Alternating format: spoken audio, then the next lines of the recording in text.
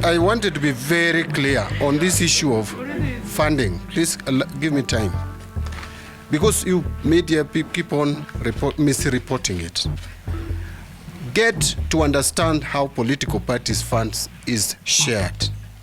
It is very clear in the law. Once a party qualifies, which in this case is only Jubilee and ODM, how then do you allocate money to ODM? You add all the votes garnered by all MCA candidates in the last election. Votes garnered. You add all the votes of members of parliament, those who contested, not just members of parliament in parliament. All the votes, including Sifuna's votes in Nairobi, is added for ODM. Then you add all the votes of gubernatorial candidates. Parliament, I have included National Assembly and the Senate, and you add the presidential vote. In our case, the presidential vote is not counted because the registrar, through the advice of the Attorney General, said we could not use the results of August 8th, 2017, that we used the repeat election of 26th October, where ODM did not participate. Now, if you add the votes of ODM candidates, where we competed even with our coalition partners, they even reduced our votes. Because, for example, if you take my case, my closest competitor was a Ford Kenya candidate who garnered 16,000 plus. I got 21,000. The only vote that ODM is using to get their money is 21,000. Now you again come and you want to share the money that we are getting as a result of our candidates, where you participated even in reducing the shareable revenue. It is not fair. And this we have said severally. So what we have done as a party, and under the guidance and advice of the party leader, is to be magnanimous, to be generous to our friends with whom we have worked with, some of them from 2013 to date. It has nothing to do with liability. We are not liable, but we will give them that contribution, that ex gratia payment which the party leader accepted. Finally, on the issue of elections, and the SG has put it, we are doing party elections, staggered grassroots election. We have started with Upper Eastern. We've done 5 counties. Yes. And we are going on. So it is election. I see media reporting harmonization, what. Please don't give it other names. This is an election. But this is a statement of the ODM National Executive Committee meeting that has been held today here at the Kempinski Hotel in Nairobi. The National Executive Committee of the Orange Democratic Party held its meeting this morning in Nairobi.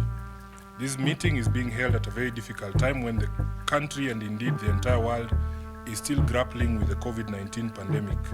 As a party, we continue to urge our members to follow the Ministry of Health guidelines, even as we thank the government for efforts to source enough or sufficient vaccines for the entire population. We request that once these arrive, the government must embark on a mass vaccination exercise to ensure that we quickly are able to reopen the economy. We urge the government to urgently come up with an economic stimulus package, including but not limited to cash transfers, support to SMEs, kazi mtaani and mashambani, in order to alleviate the suffering brought about by the pandemic.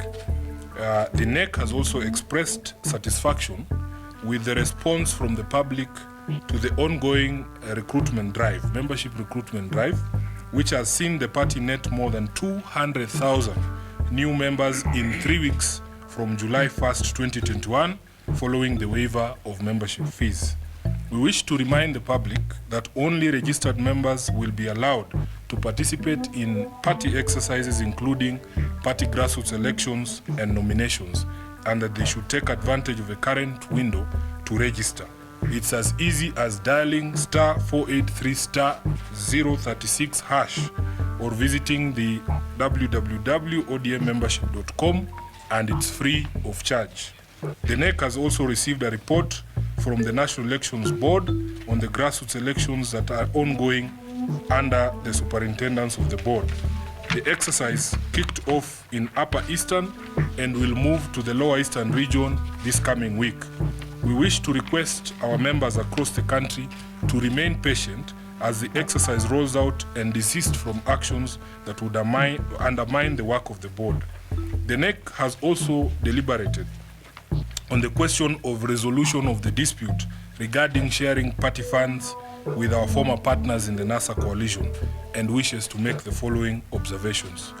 The offer to make certain payments to our former partners was made on a strictly without prejudice basis, because from a plain reading of the NASA coalition agreement, we owe our partners nothing.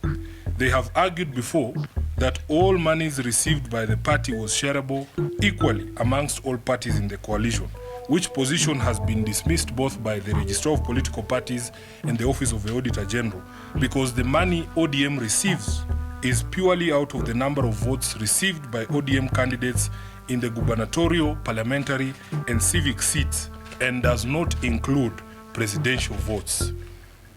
We have in the past encouraged our partners to have their claim processed through official channels like the Office of the Registrar of Political Parties or the courts, but for reasons best known to them, they declined and instead opted to engage our party informally. Our party leader participated in these talks with utmost good faith and with an eye on settling the matter once and for all, to free ODM to fully focus on its future. The offer made must be seen from this perspective: an ex gratia payment made in consideration of our long-standing relationship and friendship. The party is therefore dismayed by statements attributed to our former partners that the offer was somehow a vindication of their long-running grievance and that the same was made in a desperate attempt to keep them in the coalition. Nothing could be further from the truth. We still hold that NASA is the past. To further demonstrate this point, the National Executive Committee of ODM has today resolved to formally exit the NASA coalition. The NEC has further deliberated on the future of the party and its need to make new friends. We intend to embark on a program to build new partnerships and extend the ongoing talks with our potential partners to the grassroots. To this end, regional meetings and engagements have been planned with like-minded parties, and the schedule for this will be shared in due course. That is the end of the statement, and we will take questions from you.